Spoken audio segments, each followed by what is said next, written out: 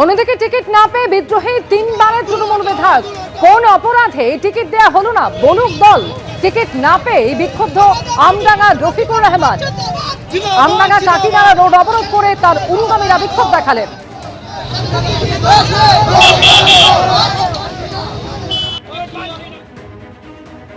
আমডাঙ্গার মানুষ চায় যিনি আমার সঙ্গে থাকবে, আমার কাজ না করুক, আমার সঙ্গে দুটো হেসে কথা বলবে, আমার টেলিফোনটা ধরবে, এরকম একটা ব্যক্তিকে আমডাঙ্গার মানুষ চায়।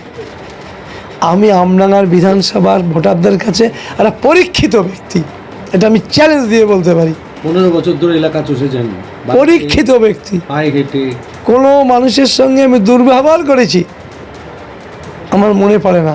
শুধু গত 4-5 দিন আগে যেদিন এসআই অ্যাডজুডিকেশনের নামটা ছিল, এটি ছেলে আমি জ্বালাচ্ছে, এটা করো, এটা, তখন তাকে একটু অন্য কথা বলেছিলাম। সেখান থেকে আমার এত কষ্ট হচ্ছে যে একটা ছেলের সঙ্গে দুর্ব্যবহার করে দিলাম আমার টেনশনের জন্য। সে কষ্টটা আমি ভুলতে পারছি না। আপনার নাম অ্যাডজুডিকেটর বলে?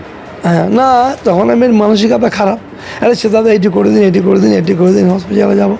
তাকে একটু ধমক দিয়ে অন্যভাবে কথা বলেছিলাম, যা কখনো কারোর সাথে করেন, যা করেনি। তো আমাকে বলুক এই অপরাধে তোমাকে দেওয়া হয়নি, 37,000 লিড দিয়েছি বলে দেওয়া হয়নি, না অন্য কিছু।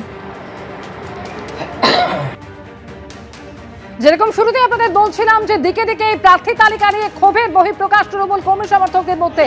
কোথাও প্রার্থীকে পছন্দ না হওয়া, আবার কোথাও প্রার্থীকে অন্য জায়গা থেকে, অন্য কেন্দ্র থেকে প্রার্থী করা, তার কারণে এই বিক্ষোভ। জীবনতলা ছবি দেখতে পাচ্ছেন, চৌকাত মোল্লাকে ভাঙড় থেকে প্রার্থী করা হয়েছে এবং তারই প্রতিবাদে ভাবে রাস্তায় টায়ার জ্বালিয়ে বিক্ষোভ দেখানো হয়। প্রায় 2.5 বছর ধরে ওখানে কাজ করছি। আমার আত্মবিশ্বাস যে ভাঙড় আমরা অনেক ভালো ব্যবধানে জিতব, কারণ ভাঙড়ের শুভবুদ্ধি সম্পন্ন মানুষ, শিক্ষিত বুদ্ধিজীবী মানুষ, সাধারণ মানুষ এবং ধর্মীয়প্রাণ মানুষ, তারা ভাঙড়ের উন্নয়ন চায়, ভাঙড়ের শান্তি চায়। এই দুটি কাজ আমরা গত 23-এর পর থেকে আমরা ধারাবাহিকভাবে করার চেষ্টা করেছি। ফলে আশা করি ভাঙড়ের মানুষ আমাদের সঙ্গে থাকবে। মমতা বন্দ্যোপাধ্যায়ের হাত, অভিষেক বন্দ্যোপাধ্যায়ের হাত শক্তিশালী। আপনি ভাঙড়ে একাধিক সভা করেছেন, নানা কর্মসূচি পালন করেছেন, বারবারই বলেছিলেন যে অনেক ভোটের ব্যবধানে সেখানে জিতবেন। ভোটের ব্যাপারে কতটা আশাবাদী?